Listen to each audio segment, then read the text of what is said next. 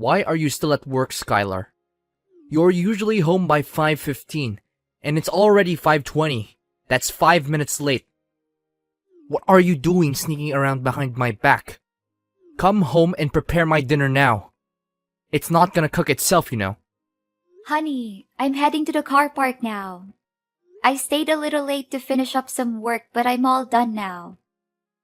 I'll be home before you know it. Please be a little more patient. Yeah, I would be a fool to believe you.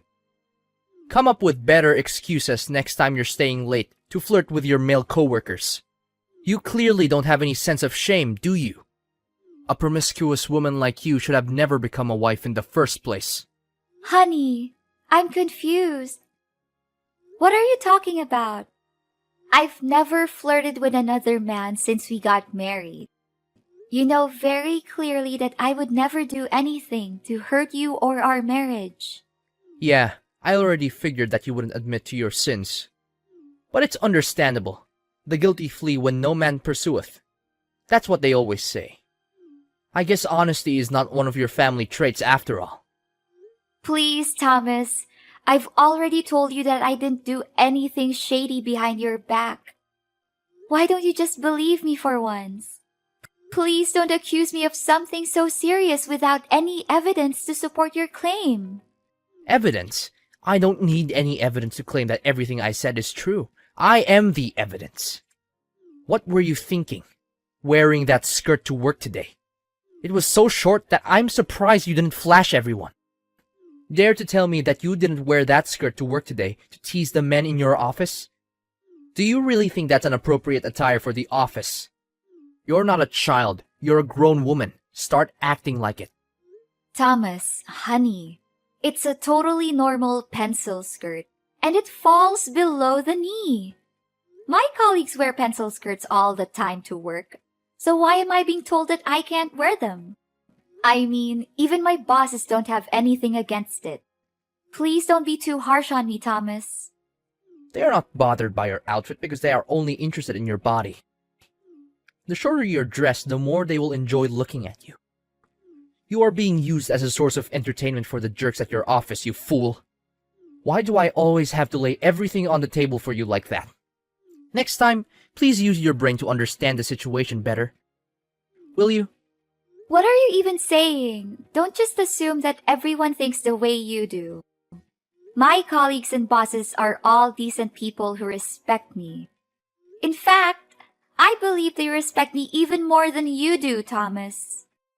You should be ashamed of yourself for saying what you just said. Gosh, we've been husband and wife for nearly 3 years, and I'm still amazed at how naive you can be. They don't respect you. They're just seeing you as a doll to be played with, and then discarded later on. Don't you see? I'm the only one who you can trust, and my love for you is unparalleled.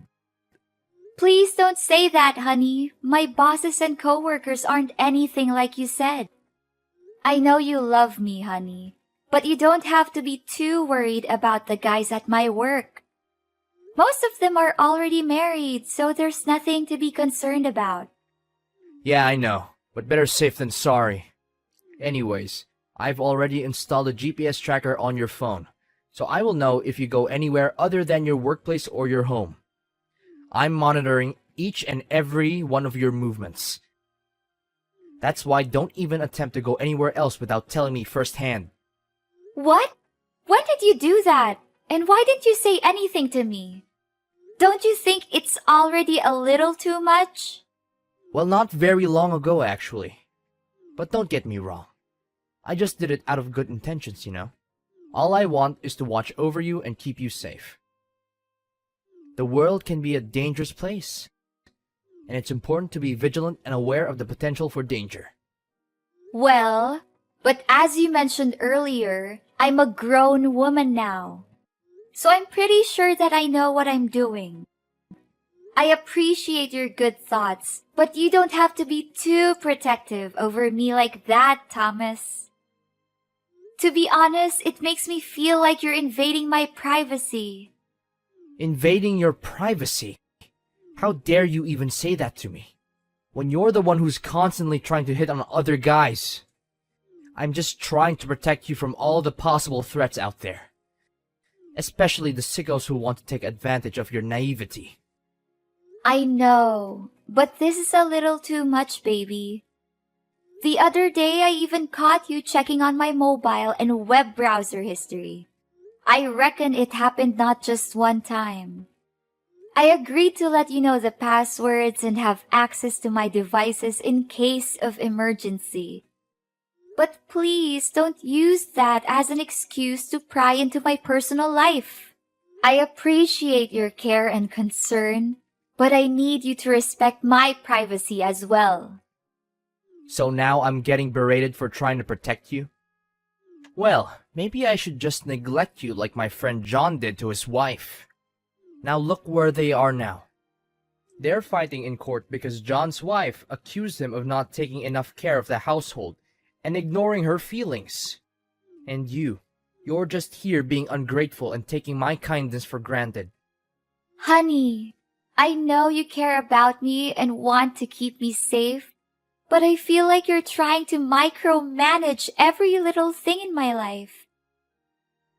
We're married, and we should be able to trust each other. I don't want to spend the whole day feeling like I'm being watched or tracked. So now you're calling me out for taking care of you, huh? You're accusing me of controlling your life. If I was trying to control you, you would be staying home 24/7 instead of walking around and talking down to me like this. What are you saying, honey? I'm talking to you with the utmost composure that I can have. However, don't you think it's a little unfair that you didn't even let me go out with my friends or colleagues? I'm not even allowed to go to family gatherings either. Why do you get to do all kinds of things you want and I don't? Hey, don't aggravate everything and try to guilt trip me like that. I never said that you couldn't go. In fact, it's you who chose not to do that. I didn't go because I knew you would bombard my phone with numerous texts and calls. I know you're coming from a place of love, but I need you to respect my boundaries too. I need to be able to go out with my friends without feeling like I have to check in with you every hour. I need to be able to go to work without feeling like you're going to call me every 5 minutes to see where I am. Fine, I'll leave you in peace, if you wish so. Before marrying you, I used to have girls lining up at my doorstep begging me to go out with them. I'm a successful, good-looking business executive who ticks off all the boxes of an ideal man. And you're nothing but an ordinary office clerk. Honestly, I could have left you any minute if I wanted to, but I didn't because I love you. I chose you to be my wife, so you should be more grateful for what you have. Skylar, get home immediately. Explain to me, why am I not seeing you at home yet? It's already past 8. Are you gonna leave me here all night waiting for you? Honey, I mentioned earlier today that I'll be attending a farewell party for my former boss who is retiring. It would be totally rude and inconsiderate of me to decline, so I'll be going. I'm sorry, I won't be able to cook dinner tonight. You can order takeout or go out to eat, whichever the case. Besides, I know you're tracking my phone, so you can already know that I'm not going anywhere I shouldn't be. I know you already texted me, but did I agree to let you go? No, so now my approval doesn't even matter anymore. Now you just think that you can do what you want without checking with me first, huh? I'm only nothing but a complete stranger in your eyes, correct? I didn't say that, honey. I'm not sure where you got that idea, but it's simply not true.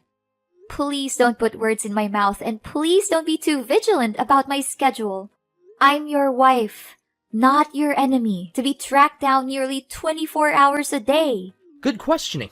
But what forced me to become more vigilant, huh? It's you. You're the one who's full of tricks and always wants to deceive. Thomas, you know I would never do anything to mislead you. Why did you say that? Are you sure? What about that time you tricked me by giving your phone to your coworkers, so that you can sneak away to your sister's house without me knowing about it? What? I didn't do that. Please don't accuse me of something I didn't do. You didn't do it? Are you sure? Do you want me to call that coworker over to our home so we can have a fair and square confrontation between the three of us? What's his name? Oh, Oscar, if I'm not mistaken. Judging by the look on his face, he's more than thrilled to help you cover your dirty deed. Need I send you a picture of you handing over your phone to Oscar as proof? How did you figure that out? Well, it's not that difficult. Really. I just hired a private detective following you everywhere you go. In fact, I've even bribed some of your coworkers to keep me updated about you. It's really quite clever if I do say so myself. Now you know it. So don't even think about doing anything stupid to deceive me again from now on. Thomas, I am a grown adult, and I know that I'm allowed to see my sister, parents, or any of my blood relatives without you checking in on me every few minutes. I am not a child, and I do not need to be monitored. I am well aware of my rights, and I have never done anything to violate them. Oh, if I'm not mistaken, you're raising your voice at me, huh? I guess you still remember what happened the last couple of times you played tricks on me. Please, don't remind me about it again, please. I guess the bruises on your neck are still visible. Nice try covering it with a high-neck shirt, but you aren't fooling anyone. I must admit, you look even more attractive with that cut I made on your face. It's quite deep, don't you think? How about removing that first aid bandage on your face for people to see? I guess no other men would want to get near and flirt with you after seeing it. Please, you know I would go through a panic attack if you keep talking about it. I'm starting to feel hard to breathe already, Thomas. To be honest, I quite enjoy the way you resisted when I shoved your face in the sink full of water. You're quite a tough girl, aren't you? Thomas, your controlling and abusive behaviors are unacceptable and need to stop. If you think you've had enough of me, why don't you just file a divorce and walk out of our marriage already? You know I don't want to, and I can't do that. Of course you wouldn't dare divorce me. You know your parents would never forgive you. They'd give you a severe dressing down, and you'd probably never be allowed to set foot in their house again. And then where would you go? Living in a dumpster. I thought so. You're becoming more and more violent, Thomas. I am your wife. Not a possession that you can control or torture whatever way you want. In fact, I am a human being with my own thoughts, feelings, and desires. I deserve to be treated with respect, not like a puppet that you can manipulate. Skylar, after all this, you still insist on denying my immense love for you. I can go to great lengths just to keep you safe from all the bad guys that surround you. Shouldn't you be happy about that? Listen, I know that I can be a bit overprotective sometimes, and I'm sorry for that. But it's only because I treasure you so much. I can't even imagine my life without you. So can you please just be a docile wife and do everything I tell you? Well, I'm happy that you're able to recognize your own mistake. I'm just hoping you can become less abusive and be a good husband in the strict sense of the word, so that we don't have to argue about this again. One more thing, please stop ringing up my phone. I'll be home by 10 p.m. Sure, you have my words, darling. You know I love you more than anything in the world. Skylar, you aren't working today, but you're not at home either. What is this all about?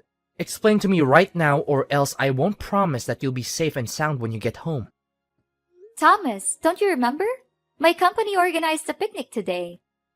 I'm on my way to the picnic site to lend a hand in the preparations for the event. I thought I already gave you my working schedule for this month, so you should be able to find out about it yourself. Picnic, huh? Oh, I see. Are you sure you're not lying again this time? Listen, I don't want to get tough with you, but if I find out that you've been up to something behind my back again, I'll make sure that you'll regret it for the rest of your life. I know, Thomas. I'm well aware of that. I'm sorry for disobeying you the last couple of times. But all I wanted was a little bit of fresh air, you know? Our marriage has become more and more like a burden to me. Look, honey, I'm so sorry if I make it feel that way to you. I promise I'll change for the better. Only if you agree to do as I tell you. And no questions asked. I know I can be a bit overprotective, but you have to admit, you've been living the life of luxury since we got married. I've given you everything you could ever want, from designer clothes and jewelry to a fleet of luxury cars. What more could an ordinary girl like you ask for? Yes, I got it now. I'll strictly follow whatever you say from now on. But I would appreciate it if you would talk to me in a more reasonable way. That's my good girl. Yes, I promise to use only gentle and loving language when I speak to you from this moment on. Have a great time with your colleagues then. I will. Thank you. One more thing. Don't talk with Oscar. I know that he doesn't have good intentions towards you. In fact, his eyes were glued to your chest every time he looked at you, which even further claims that he's nothing but a perv. I only met him one time, and I already dislike him. Don't say such a thing about Oscar. He's a good person, honey. He helped me a lot of times with my work. Besides, he's also a technology geek. I reckon his one and only interest is developing software day in and day out. But are you really okay to let me go on a picnic like that? Yeah, sure, why wouldn't I? I told you last time that you'll have more freedom to do the things you like, didn't I? So you did change after all. I'm so proud of you. I promise you that I'll be home as soon as possible. Love you, hon. Skylar, you're not at the picnic area. You witch! You're going somewhere else. Guess once a liar, always a liar, huh? I knew that I could never trust a promiscuous broad like you. What are you saying, Thomas? I'm at the picnic site. Did you check your tracking app? How could I even trust that stupid app anymore? You're just gonna hand your phone to someone else and ask them to bring it along to the picnic site? I'm not that easy to fool. Don't even think about using that trick on me again. Well, last time you said that you bribe my coworkers so that they can inform you immediately if I make any suspicious activity. Why don't you ask them now? You even said that you even hired a private detective to keep an eye on me whenever I leave the house, correct? Just contact them and ask where I am now. But they're all claiming that you're at the location where the picnic will be held. They even sent me pictures of you as proof. Wait a minute. Did you give them some money so they can turn their back on me and take your side? I can tell for a fact that these people are definitely lying. Why are you so sure about that? Because I'm in your trunk, idiot. I have been tracking you off since the moment you set foot out of the house. What? You're in my car trunk? Are you out of your mind? How could you come up with such a crazy idea? It's you who forced me to do this. You leave me no choice. You're getting better and better at concealing your lies. The location you shared with me on the tracking app shows that you are at the picnic site, but my phone's location tracking indicates that your car is heading to a different direction. This can only mean one thing. You're lying to me, again! You handed someone else your phone to deceive me into believing that you're actually going to the picnic. But in reality, you are covertly absconding to engage in infidelity. Thomas, please think more rationally, will you? You already checked with the detective and my colleagues, and they all confirmed that they see me at the designated spot for the picnic. What else do you want? Do you need me to personally take some pictures of myself and send them to you? That's impossible. My phone's tracking has never been wrong before. But how can you drive the car and be at the picnic at the same time? Something is definitely out of place. Oh, Thomas, you think you're such a genius. But I just proved that you can be easily misled by a little child's game. What? What are you saying? Quit fooling around with me. I'm not in the mood for that. Can you see? It's not me who's driving the car. Oscar is helping me drive it. I'm actually at the picnic place just like I told you. I knew you pretended to go to work, but in reality you were hiding in my car trunk to follow me around. That's why I called Oscar over and asked him to replace me and drive my car. After that, I used Oscar's car to drive to the picnic location. Great plan, isn't it? You what? How did you figure out that I was in your car trunk? That's impossible. I'm sure I covered my tracks very carefully. I even erased every possible trail. Thomas, this time it's your own skepticism that betrayed you. Do you remember the last time you demanded a couple pictures of myself to prove that I was at the company? Oscar helped me attach a spyware to that file. When you downloaded the file on your phone, the spyware allows me to access your phone's GPS and track your location. That's how I found out about you hiding in my car trunk. What? So you've been spying on me this whole time? That's unacceptable. Do you know what's even more interesting, Thomas? Oscar is driving you directly to the police station. I'm not afraid of you anymore. You will soon be held accountable for your crimes. What crime? I haven't done anything wrong. The scars and bruises on my body are a testament to your violence. Not only that, the emotional damage you inflicted on me is just as real as the physical damage. You loved me so much that you tortured me and treated me like a possession. Honestly, it disgusts me every time you say that you love me. Tell your friend to stop the car and let me out. I'm not kidding. I'll make you pay a heavy price for double-crossing me. Forcing someone to go to the police station is a crime, you know. Fine. I'll tell Oscar to let you out of the car trunk. In the end, we just wanted to frighten you a little bit. But I advise you to prepare for our next meeting, which will take place in a court of law, of course. You may get away with this now, but you will not be able to escape what is coming for you next. For a long time, Thomas was verbally and physically abusive towards me. I had tried to leave him several times, but he always found a way to manipulate me into coming back. With the help of Oscar, I finally gathered the strength to leave Thomas for good. I filed for divorce and pressed charges against Thomas for domestic abuse. The trial wasn't easy, but I was determined to tell my story. I testified about the years of abuse I had suffered, and I even showed the jury the scars that Thomas had left on my body. In the end, the jury found Thomas guilty, and he was sentenced to prison. After years of living in fear of Thomas, I am now completely free. Oscar has been a great help in my journey to heal from past trauma. He showed me how to open up again, to let go of Thomas' dreadful words and actions, which once haunted me every time I closed my eyes. I'm very pleased to announce that I am now happily married to Oscar. We have 2 children together, and we are a strong and loving family. I hope to become an inspiration to other survivors of domestic abuse, because I know firsthand that it is possible to overcome abuse and find happiness.